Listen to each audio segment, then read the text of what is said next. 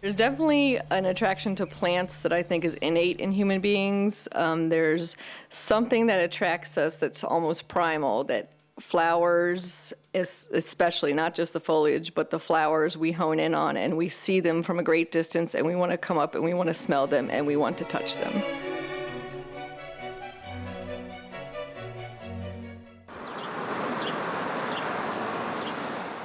I'm Kathy Jentz, editor and publisher of Washington Gardener magazine. We're a local regional gardening magazine for the greater DC area. We're based right here in downtown Silver Spring, Maryland, and we're just coming up on our 5th year anniversary. Gardening for me is a sharing with the neighborhoods and my friend and family, the beauty of what's out there in nature. And I also like to observe the wildlife that comes to my garden. I have a small pond, and that attracts a great deal of wildlife, and that brings me some joy. I have a bench that sits next to it, so I can sit there for hours and be kind of quiet while the wildlife comes up.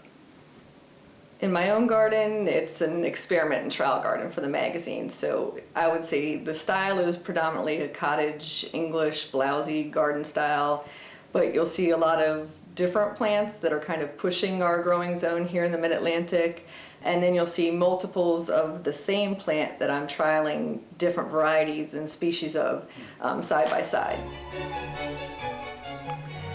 Azaleas are a popular shrub in the greater Washington, D.C. area. If you come to downtown Silver Spring, I think you will find that almost every household has at least one azalea in its front garden.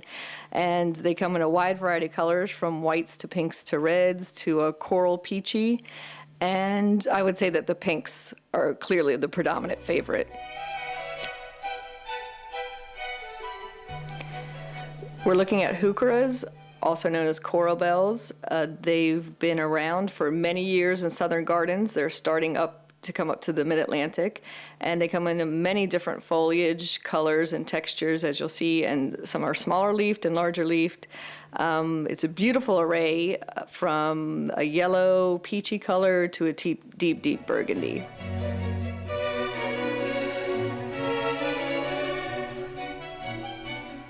So these are some of the famous DC area azaleas. Many of them were bred at the USDA and the National Arboretum.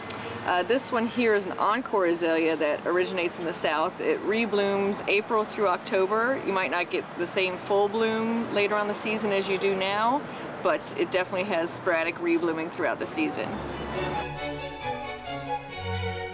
I think gardening for a lot of people is just a way to get away and have control over something in their own little universe, whereas maybe in their other life, in their career, they don't have that.